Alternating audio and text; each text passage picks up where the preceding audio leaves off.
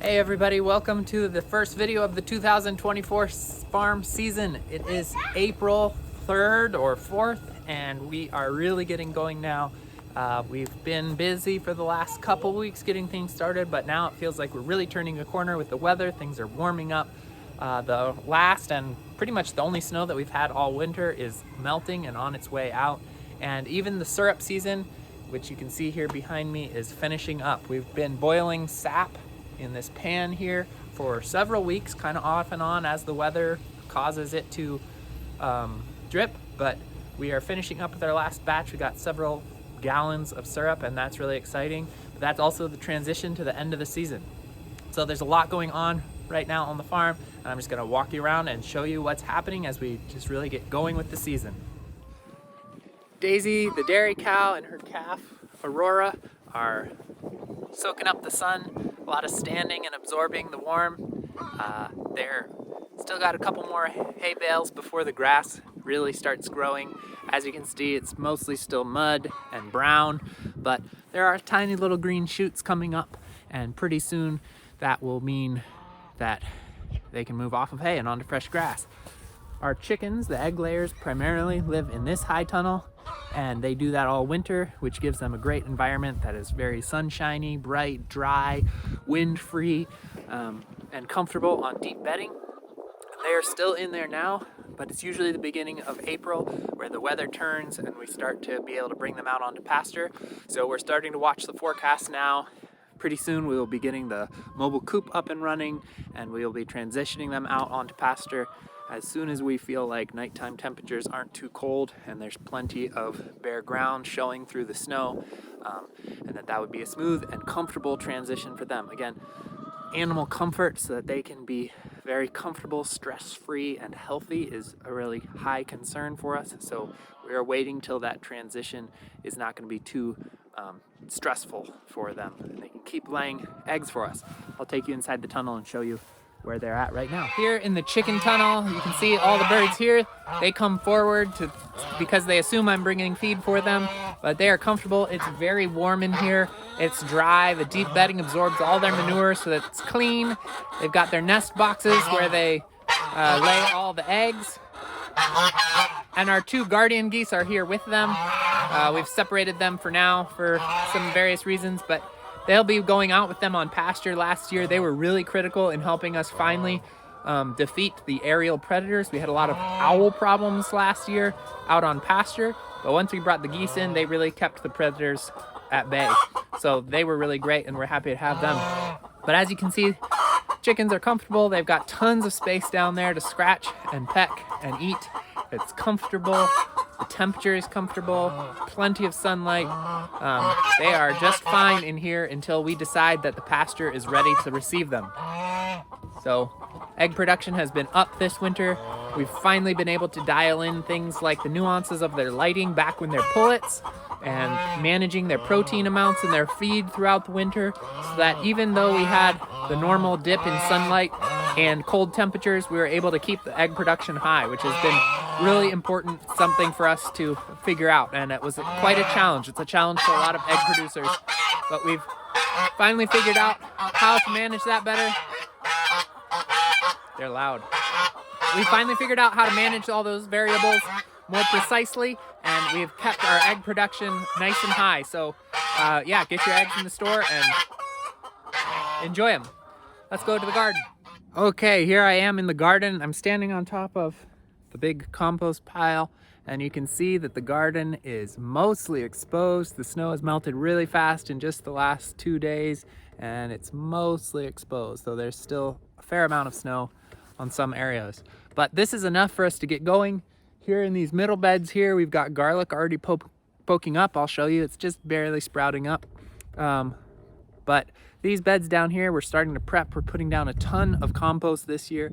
Compost is our main fertility input, and we're really excited to get it going because if you remember from previous seasons, we have spent a lot of time and energy and money remineralizing the soil in our garden.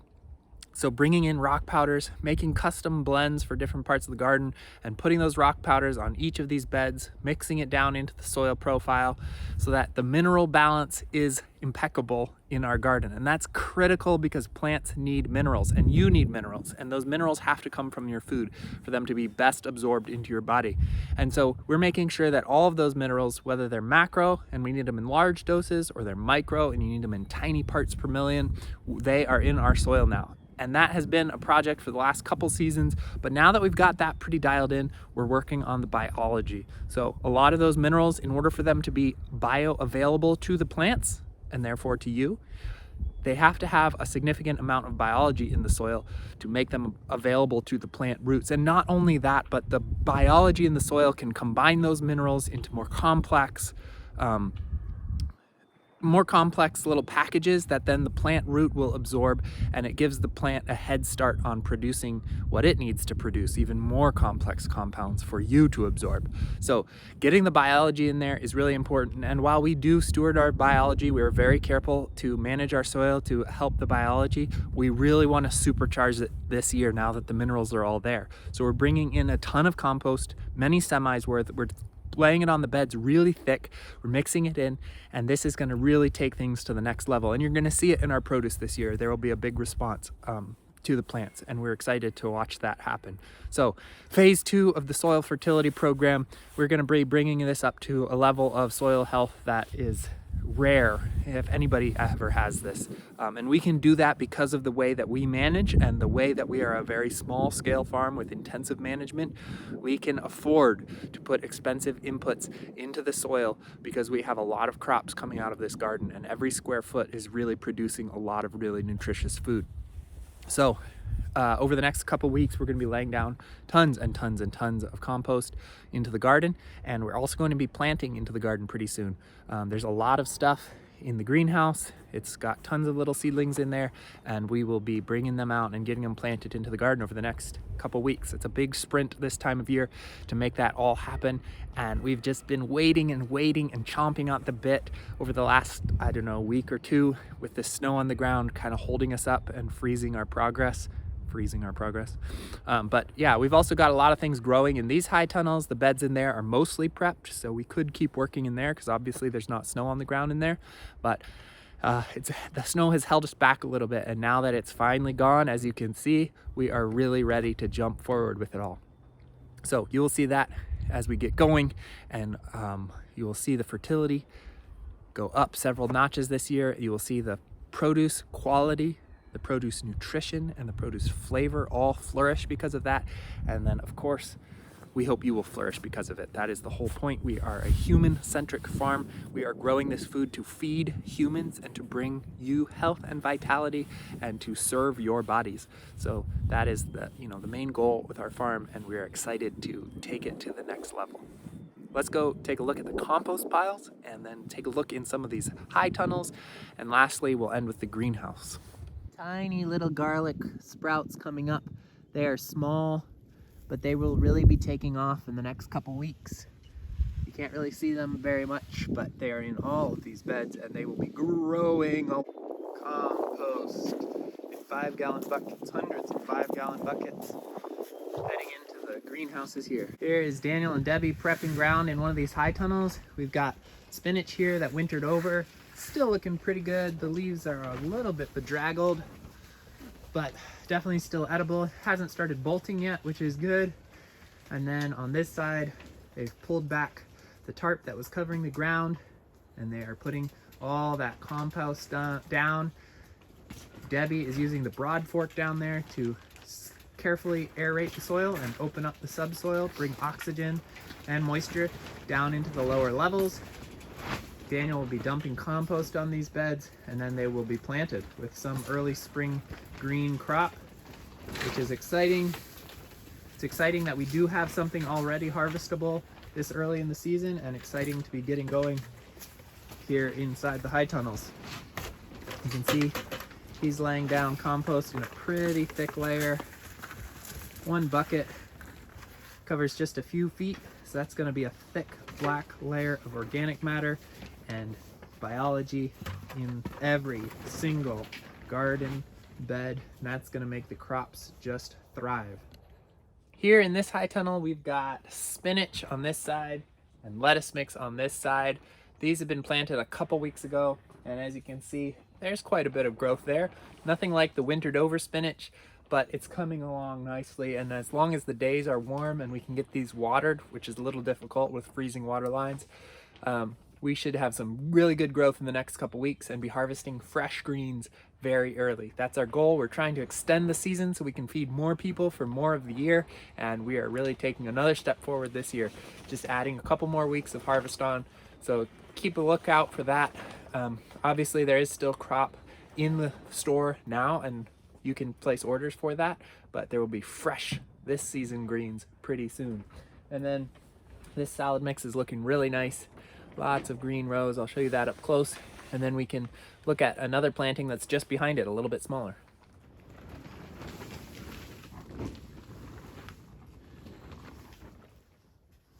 Excuse me, this crop is a little bit bigger. You can see this crop was planted before that other one that we just saw in the other high tunnel. It's quite a bit bigger. It's going to be harvestable fairly soon. And here it is next to the overwintered spinach. You can see on this side the growth is a lot bigger, but the leaf quality is starting to diminish a little bit. Still plenty good for eating. There's a lot of good stuff in there, but it's diminishing. It's on its way out. It's been around since last October at least. This side, young tender leaves coming up, starting to size up, and pretty soon they will be what we're harvesting. So we're pretty excited that this year at least we've been able to basically have a transition of constant greens throughout the whole winter. We couldn't quite harvest them in the depths of winter, but almost a year-round cycle of greens, and spinach is the first and hardiest green for doing that. Hopefully we'll be able to expand that and have growing things even in these unheated high tunnels all year round, which will be really exciting goal to achieve finally. Here I am at the end of the garden. You can see the big pile of compost that came in from a semi. That's like 30 yards of compost, and we'll get several of those over the course of this spring. Daniel's bucketing it into the cart and going up. We got to do a lot of it by hand right now because the ground is really soft, so getting machines and or vehicles out here in this part of the ground and the garden is not a good idea. But we can get these buckets, we can get them up to the beds. The beds in the high tunnels are ready. We can do all that work right now and really get a head start. And then over the next couple weeks, we'll just be continuing with that work, bucketing the compost or driving it up to the garden, spreading it on the beds. In past years, that has been a huge job that is kind of backbreaking. It's a lot of lifting, a lot of scooping, a lot of dumping, a lot of walking back and forth. Not the funnest job, but obviously important for the success of the garden all year. But this year we got another tool that's going to help us lay down that compost much faster, and it's right over there. I'll go show it to you. So this is our two-wheeled tractor, our BCS. We can detach various implements and put a tiller on the back of this, a mower on the back of this. A bunch of different implements can be attached to these, and you just walk behind it. It's got big tires so it can get through the mud and pull some fairly heavy things. And this year we got a new implement for it, which is this tiny compost spreader. This compost spreader can lay the compost pretty thick or thin if we want to change it, but exactly on the width of our beds, 30-inch wide beds. And most compost spreaders kind of spread it out pretty wide, and that doesn't really work well. They're not small enough to fit in our garden on those narrow pathways that we stick to. But this one is. It's designed specifically for market gardens, and we can load this up down here at the compost pile, and then we can drive it around and drive it right up the beds, dropping compost right where we want it. So that tool has been useful. We've already used it on several beds, but actually right now during the snow melt, the ground is too soft and we weren't able to get up the hill on this without just chewing into the mud. So we gotta wait for the ground to dry out another day or two before we can really use this, but that's okay because inside these high tunnels, spaces are really tight.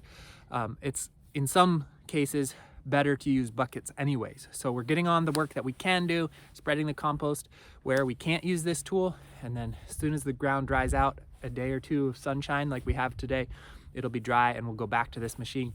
And that's really gonna help us take several semis, yards and yards and yards, hundreds of yards of compost, and get it out onto the garden before all those crops need to go in. So that's the name of the game right now. Tons of compost into to the garden so that we can bring crops and plant them and really boost that fertility at the same time. We're excited to see what it's going to yield. So stay tuned for that process. Okay, and here we are in the greenhouse. This is where the main drama has been unfolding in the last week or so. We've got a lot of seedlings in here. We've got more coming in every week. There is a lot of action in here and a lot of time spent in the greenhouse. And obviously it's really critical because we are getting a jump start on the season. It's too cold for crops out there, but we can start them in here, get them up to 3, 4, 5, sometimes more weeks old before we bring them out there. And so back in March, early March, we were starting crops, even though the garden was not ready to receive them at all, obviously. Now, as soon as it's ready, we already have 4+ week old plants to go into the ground. So that is really exciting. And we've got a ton here in the greenhouse. I'll show you.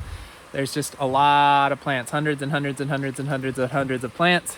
And they fill up all these tables, but that is only a fraction of what will be started. Every week we're starting tons of different trays and just continuing to pump it out. We do all that work up here on this table. Very simple setup, very efficient setup, trying to make it as ergonomic as possible so that somebody can have a sheet, know exactly what to do, exactly how many seeds to start, and they just can pump out tray after tray after tray of beautiful little seedlings, and then they stay in here until they're ready to go out in the ground. But all of the growth that happens in here requires extra heat. That's what that furnace there is for, and that is where we've had some significant problems this last week. Last Friday, we woke up, came out here, and the greenhouse was cold. That's a big problem. Looked around a little bit, found out that the furnace had gone out in the night. Temperatures had dropped all the way down to right around freezing. And that's really bad. A lot of these crops in here are cold hardy, meaning they can withstand some pretty cold temperatures, but not all of them were cold hardy. Some of them, like our tomato plants, which is a very critical crop for us, were in here and they cannot stand temperatures that low, and they got hurt. They had little domes over their flats to give them a little extra heat, so they might squeak through, but some of them were definitely injured. So that is a problem. But most of the things are early season crops that will be going out into fairly cold temperatures when they do get planted out, and so they can sustain that, though it will probably set them back. They'll stall out, they'll pause in their growth for a little bit before they start picking up again.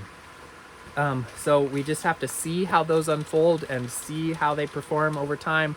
They're not actually dead right now, but they were probably pretty stressed out by that cold night. Investigating for a while, found out that the furnace, the problem was in the main circuit board inside that furnace, which is frustrating because that's the brain of the whole machine. It's the expensive part. And we just had to replace the whole circuit board, which ended up being pretty expensive. So that was Good Friday last week, and we're getting ready to go to our Good Friday service at church, thinking about death and the end of things. And here we are, a lot of things in our greenhouse on the verge of dying, and a lot of darkness and coldness descending on us. So that was a pretty stressful night. We did find out in the process that we could manually reignite the furnace and it would still run, which was a good news, because as the temperature fell, if we did some various things with the thermostat and stuff, we could take a little lighter, stick it in a little hole, and get the thing to reignite, and it would run for quite a while until it brought the temperature up, at which point it would kick off and the temperature would start falling again unless we were there to reignite it. So unfortunately, the repair technician told us that it would be a week or 2 even for that part to come in. We brought in some extra heat, but it wasn't doing enough. And so it seemed like the only option was for somebody to be out here pretty much constantly or regularly checking in and reigniting that furnace when it goes out, and never letting it go off for more than about 30 minutes. In 30 minutes, it can go from warm enough, the temperature we would like things, all the way down to dangerously cold temperatures. So especially at night when it's cold outside and there's no sunshine, temperatures fall really, really fast in here. I mean, it's basically just a big balloon. There's not any insulation realistically. So for the last almost week, coming up on a week, somebody has been out here constantly monitoring and reigniting, especially at night. We've been sleeping out in the greenhouse every night since that thermostat went out, or the furnace went out, which doesn't give you great sleep. We traded off taking nights. We just threw down a cot here in the greenhouse and slept right here in the greenhouse. And when the temperature starts to fall, because the thermostat has read too high and the furnace is kicked off, you feel it.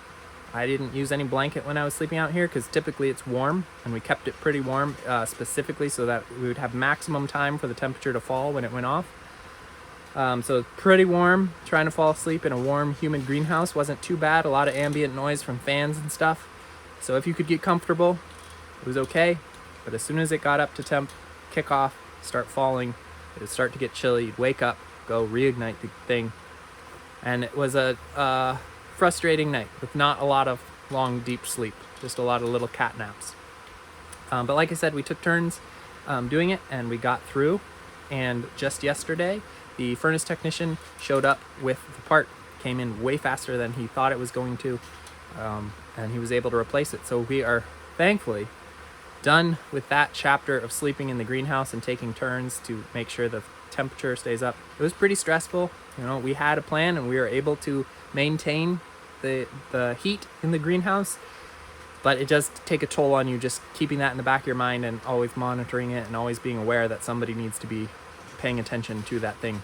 So that was kind of stressful, and not a lot of good sleep, a lot of tired days after it was your turn in the greenhouse.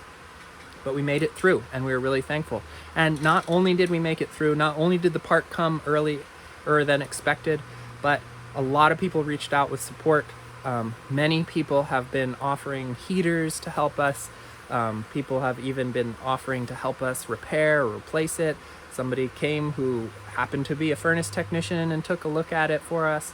So we have been really held by our community, and that has been really wonderful and just sustained. And that's something that we really have learned through farming. We hit these disasters every once in a while.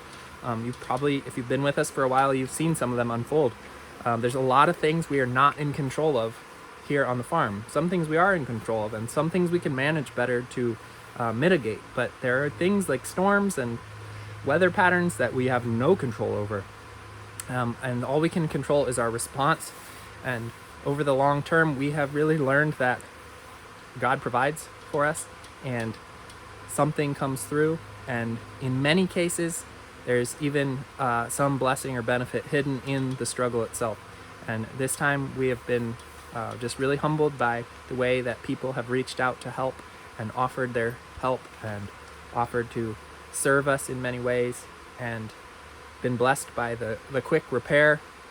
So there's a lot of reasons to give thanks and praise. And it's even also good to be reminded how weak and small you are, and how very quickly your circumstances can change, because that is the case for everyone at all times in life. Even when things seem to be going great, it's a pretty fragile existence, and at any moment, some small thing that you've been banking on and trusting in can go out, and suddenly you're plunged into a very cold and strange and difficult and sleepless situation. And so it's good to be reminded of that, and to be thankful for what we do have and the beauty that we do have, and for working furnaces and all kinds of things that it's really easy to take for granted. So that's kind of the lesson that we've learned this last week, is to be thankful, to be hopeful. Things do come through, we are provided for, and to be sober, that not everything that is good is there forever. And so we're looking around at all the green here in the greenhouse, and we are really thankful that things are still alive, and that spring comes, and that the sunshine comes, and we are ready to have a good season with all of that beauty and growth and nutritious food. And we hope you are too. We thank you for tuning in and watching. I'm sure there's a lot more bumps along the road of this season, and we are excited to be getting going here in springtime. It is a very hopeful, positive kind of time of year, and so we hope you'll join in the story and participate in the feasting with us too, because that's why we're doing it ultimately, is for the food and the feasting. We hope you will enjoy it in your homes with friends and loved ones and guests, and celebrate together and notice the passing of time and all of the seasons and the changes of the food that come with the seasons, and learn the very lessons of the seasons, you know, maintaining hope in the spring, thankfulness when the harvests come in. Even the darkness in winter has things to teach us. So we hope that you will participate in that story and learn those lessons with us and engage through your food and your body and your nutrition with all of the drama that we have in this beautiful life. So thanks for watching, and we'll see you again next week.